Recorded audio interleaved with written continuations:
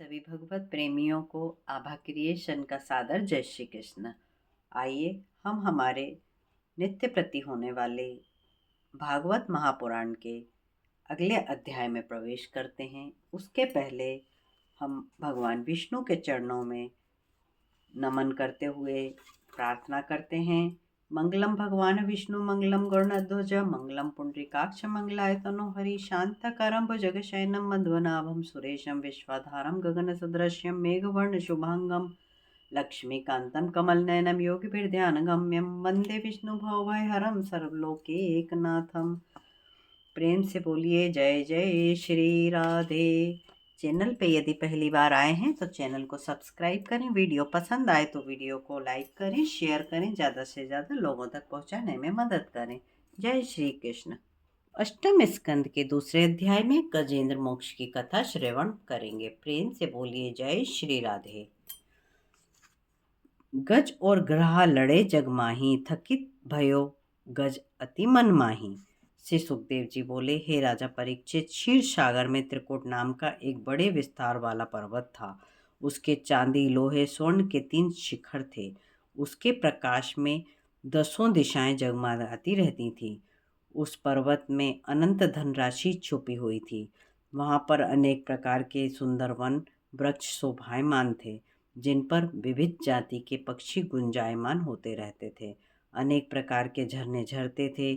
उसकी रम्य कंदराओं में सिद्धि चारण गंधर्व नाग किन्नर अप्सराएं विहार करते रहते थे।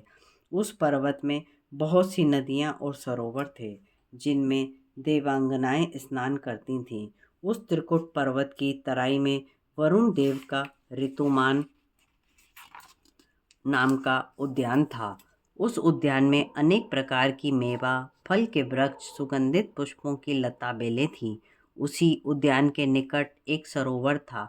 उस सरोवर पे बहुत सी हाथनियों के साथ गजेंद्र आनंद के साथ रहता था। वह गजेंद्र बड़ा शक्तिशाली था। उसके भय से सभी पशु पक्षी भाग जाते थे। वह अपनी टक्करों से पहाड़ के बड़े बड़े विशाल शृंगों को तोड़ता था। एक दिन वह प्यास से व्याकुल होकर अपनी हथनियों के साथ सरोवर के तट पर पहुंचा।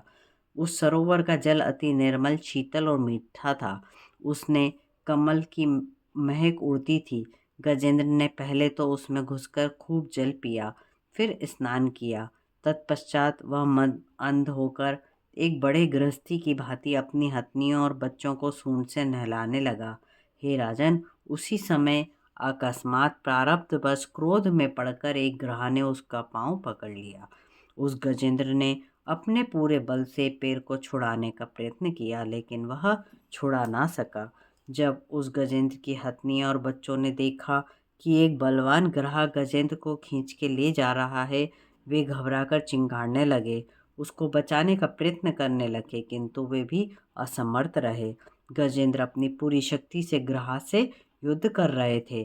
कभी ग्रह जल में गजेंद्र को खींच कर ले जाता, तो कभी गजेंद्र ग्रह को बाहर खींच लेता।